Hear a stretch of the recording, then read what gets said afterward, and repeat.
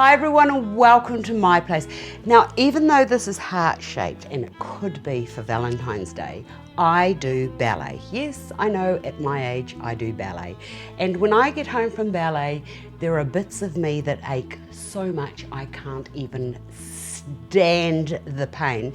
Well, I have in the last 24 hours come up with the most amazing, relaxing bath bombs, and I have turned them into little hearts because I wanted them to look quite nice in my bathroom, and this is where they are to be displayed. Isn't it interesting how we associate shells and pearls and things like that for the bathroom? I don't know why we do that. Maybe it's because it's near the water. I don't know. But anyway, this is what we are going to do right now, and they are just fantastic, and they're really easy to make, and you have probably got all of the ingredients in your cupboard. Now, I'm sorry about the piece of paper, but these are my working notes, and I know that they work really well, and I'll make sure that these get posted to the website so that you can go and get the recipe. But anyway, you need a silicone mould. These are the best to use because once you have put the wet ingredients into the mould, they're really easy to get out, much better than the plastic. So, and I only had hearts, so that's why we're using hearts. So it could be a Valentine's gift if you wanted. Right, you need a bowl. You also need some baking soda. You need some citric acid, which I'll just put there, and you need some Epsom salts. And honestly, the Epsom salts are the way forward. Right, it is a quarter of a cup of citric acid. Bit of vitamin C. So there is a quarter of a cup in there, and then you need 2.5 cups of baking soda. So long to get this sorted out. I have fiddled and fiddled and fiddled. In fact, I don't actually ever spend this much time on a recipe, but I just needed to get it right. And it's honestly, it is so, so good. Now, the other thing that you need is a cup of Epsom salts. This you have to make sure is seriously measured out. Just the Epsom salts. I don't know why, but for every time I tried it, that's what I discovered it needed to have. But only 1 cup. Right, give that a good stir like this. And I don't know what it is about the Epsom salts, and if anybody out there in the big global community of crafting and lotions and potions know, could you please let me know? But it's almost like the Epsom salts just like drag all of those little things that tighten and make your muscles feel a bit sore. Right, into that I'm going to put just a little bit of essential oil of rose.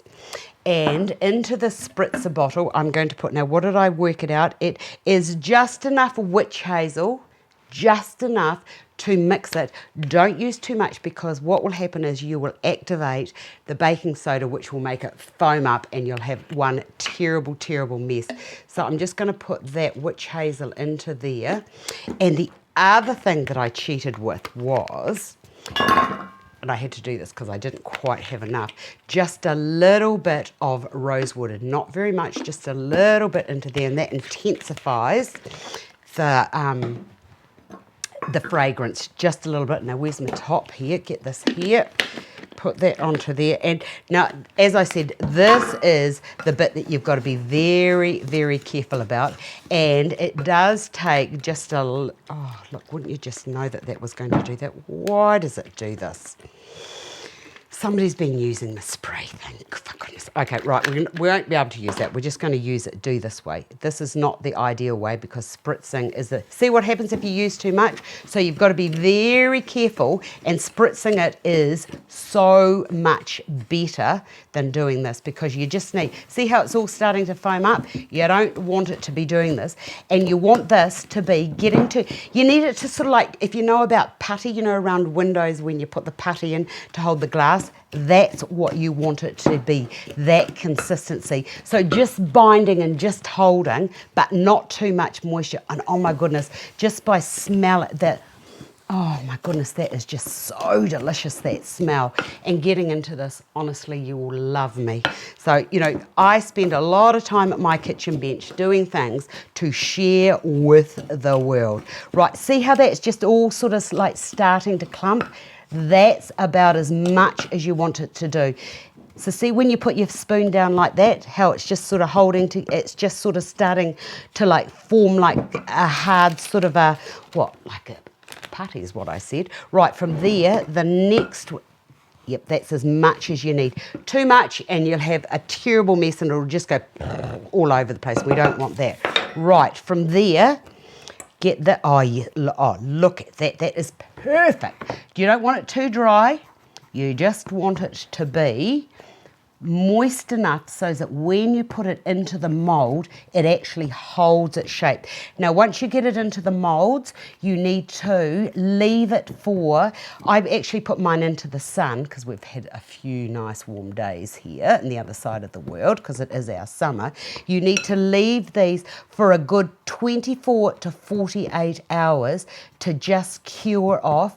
And see how they're starting to rise up like that? This is what they will do anyway, so don't be worrying about that.